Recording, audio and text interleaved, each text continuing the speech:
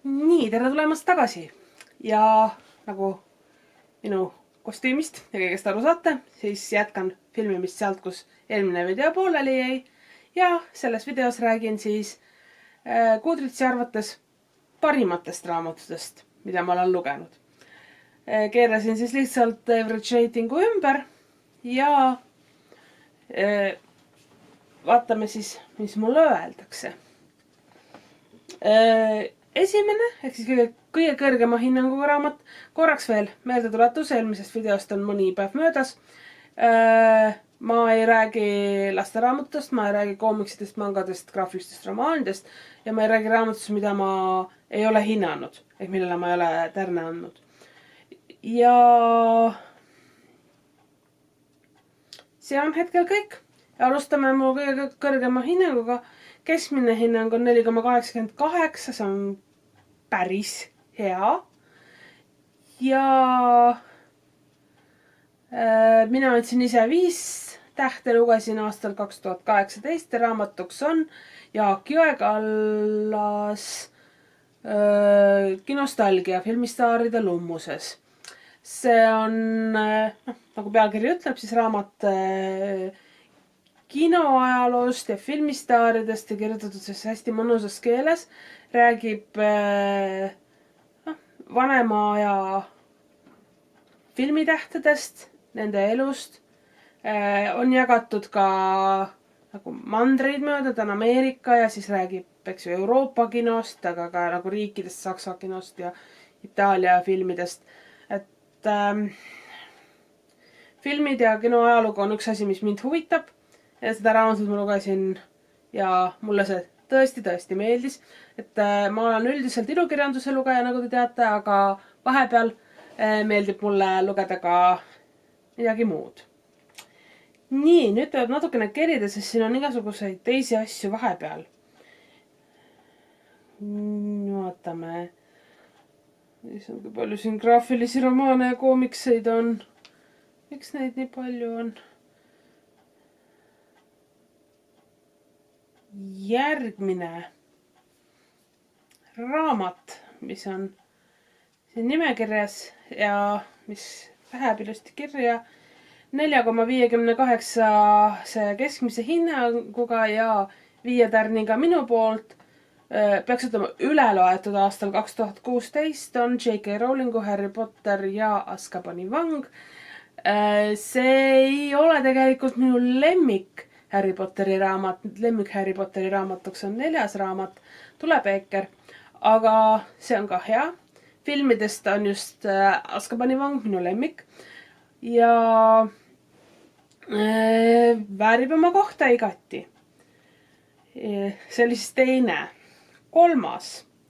on 4,55 keskmine hinne, minult saanud 5 tärni, loetud 2013, Patrick Rothfuss, Targa mehe hirm.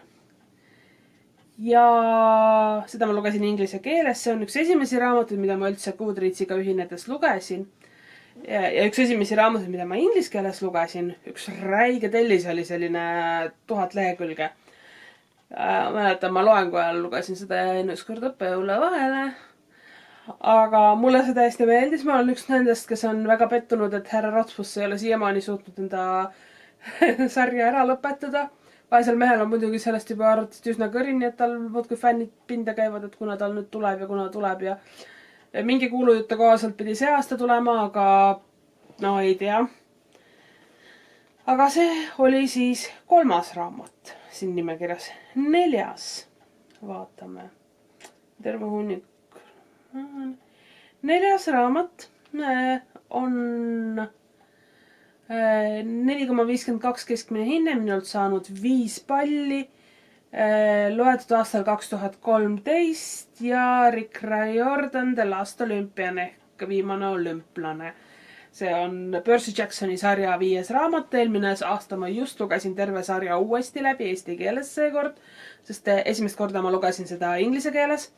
Ja mulle see siiamaani endiselt väga meeldib. Ja ma olen selle hinnanguga nõus. See on hea raamat. Ta on hea selline punkt, mitte punkt pigem. pigem midagi semikoloni laadset sarjale, sest et tegelikult Percy Jacksoni seiklused lähevad obviously edasi, aga eesti keeles neid ilmunud ei ole. Mitmes asi nüüd oli meil?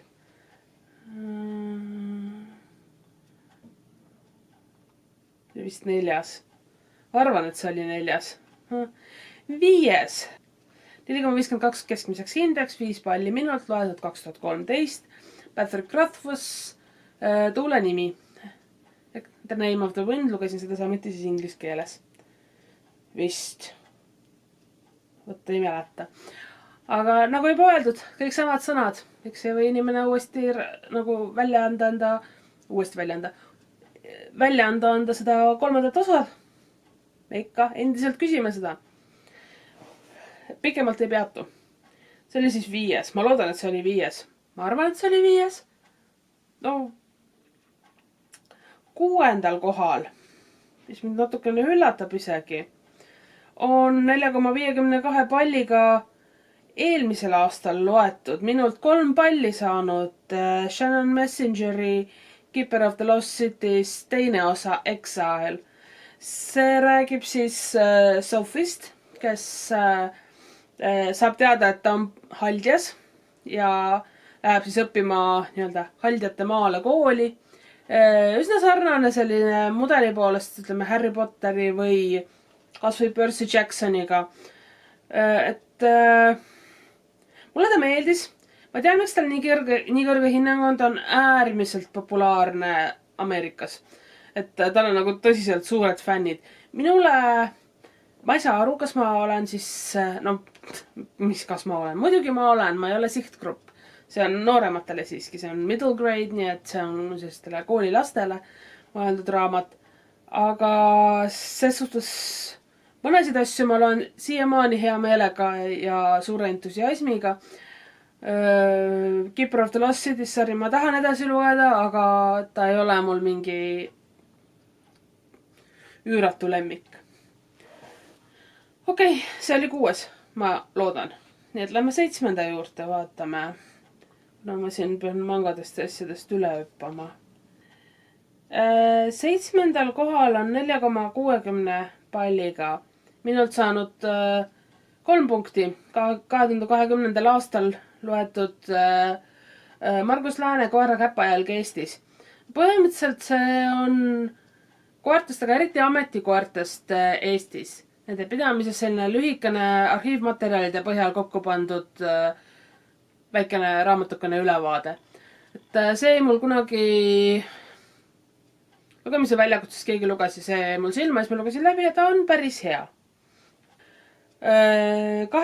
on minu jaoks täielik üllatus, 4,50 keskmine hinne, minult saanud 4 palli, loetud 2021. Mariko Sumikura Unelmaid ketrav naine, see on põhimõtteliselt kogumik luuletusi, haikusid ja no, ma ei oskagi luulet hinnata, et panin talle 4 palli, arvatavasti oleks pannud ka 5, ma ei tea, miks ma 4 juurde jäin. See oli selline kiire hommikune lugemine eelmisel aastal. Ja nii ta läks. Nüüd, kui see oli 8, siis on okei, kui ei olnud, siis on, no läheb nii nagu läheb. Igatahes ma arvestan, et see on 8. 9. 9 on 4,49 pallise keskmise hindega. Minult 5 palli saanud 2019 loetud Michelle Obama Minu lugu. Fantastiline raamat, soovitan.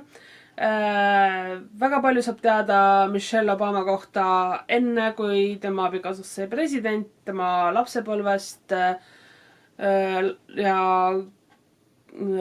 siis Barack Obamaga kohtumisest ja nende perest ja noh, põhimõtteliselt kõigest.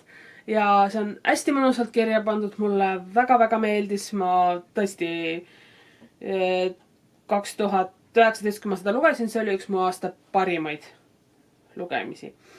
Nii, see oli vist 9, ma arvan, ja 10 on 4,48 keskmise hindega. Minult saanud 5 palli, loetud 2019. Taylor Jenkins Reid, autoriks The Seven Husbands of Evelyn Hugo ehk Evelyn Hugo 7 abikaasat, oleks vist eesti keeles. Ja see oli suure tõenäosusega minu 2019. aasta lemmiklugemine. Kui midagi muud ei olnud, ma nagu ei mäleta täpselt, mul ei ole tollest aastast ülevaadet, aga see raamat on fantastiline. Ma olen natukene üllatunud, et ta eesti keeles ei ole, et Taylor Jenkins Reidil minu arust ei ole mitte midagi eesti keelt tõlgitud. Te võite mind parandada all kommentaarides, kui midagi on. Aga minu arust Taylor Jenkins Reidilt ei ole eesti keeles mitte midagi ilmunud ja ma olen šokeeritud, et see nii on, sest et see raamat on fantastiline. See on lihtsalt nii hea. See on selline nagu ajalooline romaan ja naistekas. Ja samas see on nii, see köidab nii täielikult. Mina lugesin selle vist ühe hingetõmbega läbi ja ma olin pahviks löödud. See räägib siis Evelyn Hugost, kes on vananev Hollywoodi staar, kes kutsub enda juurde siis ühe noore ajakirjaniku, et kirja panna oma elulugu. Ja siis tulevad erinevad saladused ja skandaalikesed ja muud asjad selle loo käigus välja. Ja see raamat tekitas sellise tunde, et Evelyn Hugo on päriselt olemas olnud. Ma muidugi saan aru, kust Taylor Jenkins Reid enda inspiratsiooni võttis. Osaliselt kindlasti on Evelyn Hugo karakter üles ehitatud siis Elizabeth Taylori elul ja seda on tunda, aga see on nii hästi tehtud. See on nii sarmikas, see on nii mahlane, see on nii intrigeeriv, seda on võimatu käest ära panna.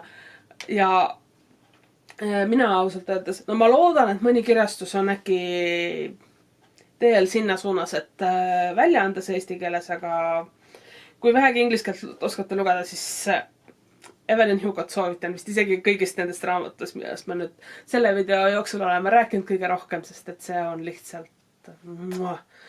vaimustav.